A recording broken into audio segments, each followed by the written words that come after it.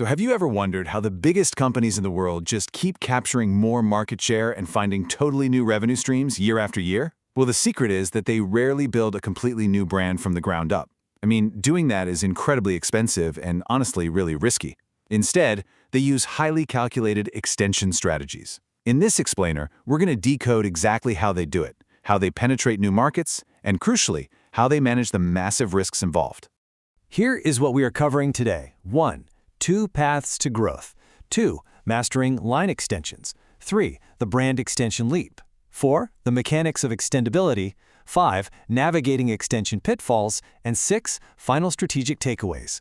We're going to take a strategic journey today, basically thinking of brand equity like a rubber band as we explore just how far we can stretch it safely before it snaps. All right, Section 1. 2 paths to growth. Let's get our foundation set. Right out of the gate, it all boils down to this fundamental difference. Brands essentially have 2 main levers to pull when they want to grow using their existing name. First, you've got the line extension. That's where you keep your brand name and stay right inside your existing product category. On the flip side, we have the brand extension. This is where you take that exact same trusted name, but you jump into a completely new category. Pretty much everything we discussed today is going to branch off from this one critical distinction. Moving into Section 2, Mastering Line Extensions. Let's explore the slightly safer path of stretching that rubber band just a tiny bit. Basically, this means you aren't entering unfamiliar industry sectors. You're playing in the sandbox you already own. A line extension happens when a parent brand introduces additional items exactly where consumers expect to find them, in that same category. You do this to capture diverse consumer preferences. So, instead of reinventing the wheel entirely, you're just adding new flavors, new scents, new packaging formats, or maybe health variants, like sugar-free or gluten-free options to your existing flagship products. Think about 3 massive brands you probably have in your house right now. Take Coca-Cola. They didn't go out and start a whole new beverage company to target health-conscious consumers, right? They just launched Coca-Cola Zero Sugar. It's the exact same category, carbonated soft drinks, just a health and flavor variation. Oreo did the exact same thing. They just changed textures and targeted dietary preferences with Oreo Thins and gluten-free Oreos. And Tide, they revolutionized laundry care, but not by making a new soap brand. They just changed the format into those ultra-convenient Tide Pods. So why do brands absolutely love doing this? Well, it makes incredible financial sense. The manufacturing and marketing costs are way lower than launching an entirely new brand, mainly because you're really just tweaking a recipe or a package.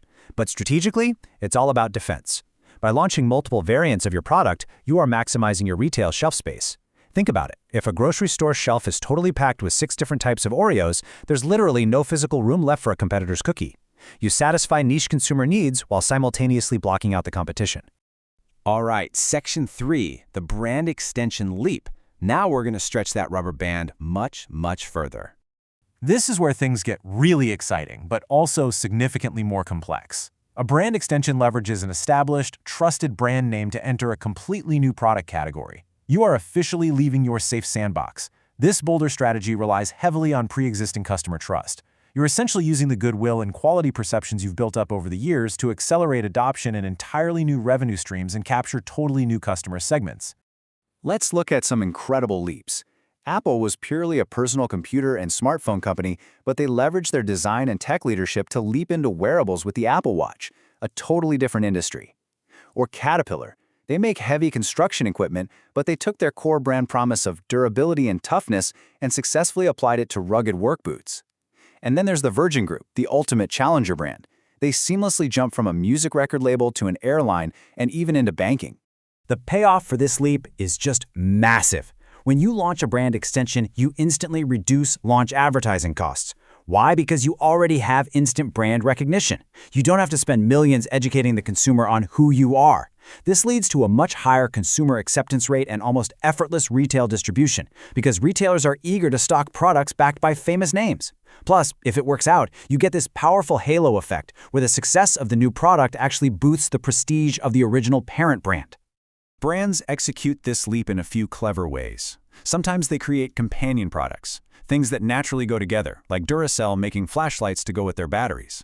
Sometimes it's an expertise extension, like Honda taking their world-class engine knowledge and applying it to lawnmowers. Other times, they just target the exact same loyal customer base with new stuff, like Gerber making baby clothing alongside their baby food. Or they transfer designer prestige and image fit, which is exactly how a luxury car maker like Porsche successfully sells high-end sunglasses and luggage. Section 4. The mechanics of extendability. What actually determines how far a brand can stretch?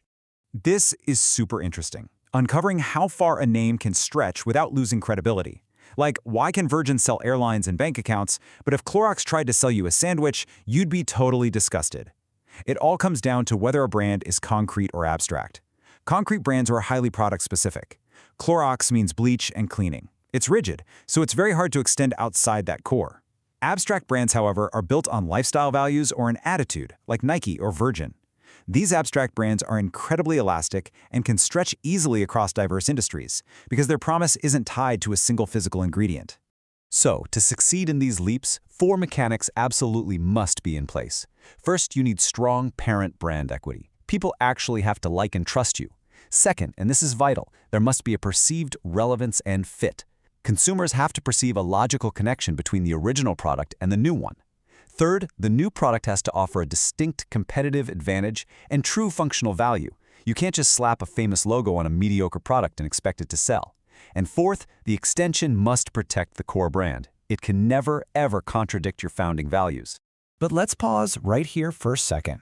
Because while growth is super exciting, there's a dangerous side to this strategy that we really need to address.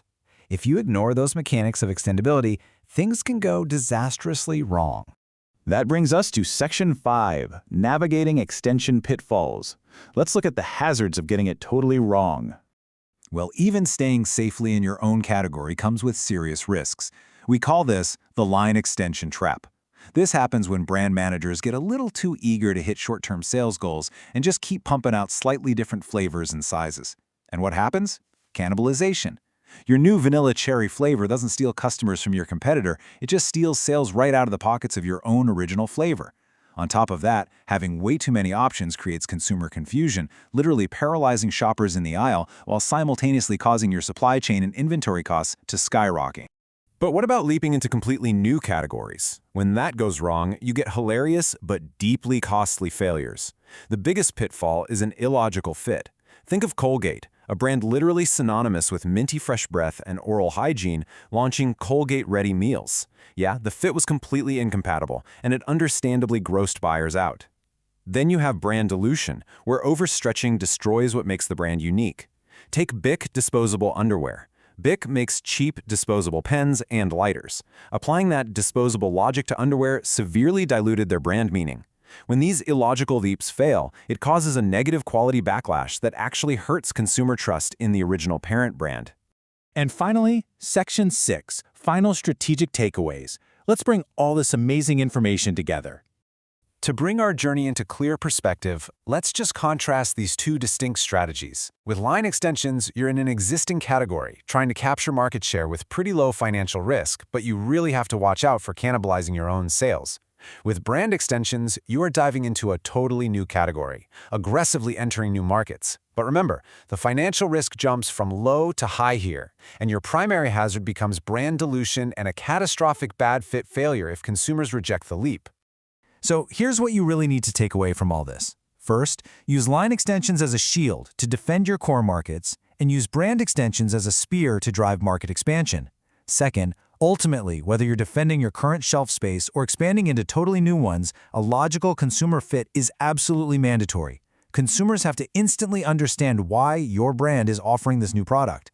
And finally, always avoid the temptation of overextending. Protect your core identity to prevent cannibalization in your home category and brand dilution in new ones.